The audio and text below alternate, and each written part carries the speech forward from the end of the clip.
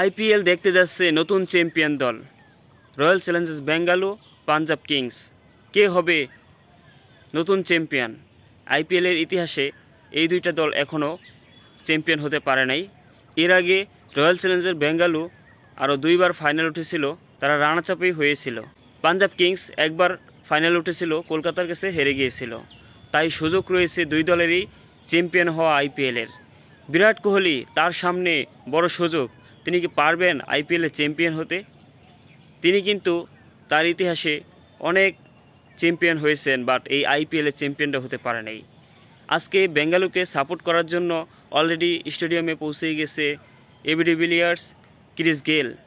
তারা এই বেঙ্গালুরু হয়ে খেলেছিলেন। শক্তিশালী টিম ছিল এই রয়্যাল চ্যালেঞ্জার্স বেঙ্গালুরু, যেখানে ওয়াটসন, ডিভিলিয়ার্স, ক্রিস গেল এরকম বড় বড় তারকারা খেলেছিল। তারপরও কিন্তু চ্যাম্পিয়ন হতে পারে না বেঙ্গালুরু।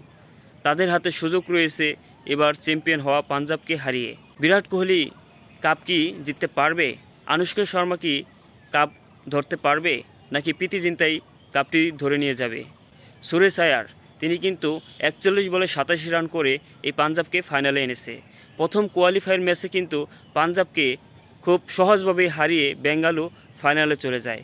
তাই বলা যায় ম্যাচটি খুব সহজই হবে, বাট পাঞ্জাব কিন্তু ছাড় দেবে না। বেঙ্গালুরু কিন্তু খুবই শক্তিশালী দল, এবার তাদের বোলিং অ্যাটাক খুবই শক্তিশালী হয়েছে। বিরাট কোহলির হাতেই মনে হচ্ছে কাপটি এবার উঠে যাবে। আইপিএল দেখবে নতুন চ্যাম্পিয়ন। আজকে রাত 8টা বাজে ম্যাচটি শুরু হবে নরেন্দ্র মোদী স্টেডিয়ামে। আইপিএলের এর আগে 5 বার করে Chennai Super Kings, Mumbai Indians trophy জিতেছে এবং কলকাতা নাইট রাইডার্স 3 বার জিতেছে, ডেকান চার্জার্স একবার, হায়দ্রাবাদ একবার, তারপরে আপনার রাজস্থান একবার জিতেছে, গুজরাট প্রথম আসরে এসেই তারা চ্যাম্পিয়ন হয়েছিল। তাই এবার নতুন চ্যাম্পিয়ন দেখতে যাচ্ছে আইপিএলে বেঙ্গালুরু এবং পাঞ্জাবকে। কে হবে এবারের চ্যাম্পিয়ন? কে এগিয়ে থাকবে আজকের ম্যাচে? আপনার কি মনে হয়? আপনারা কমেন্টে জানাতে পারেন।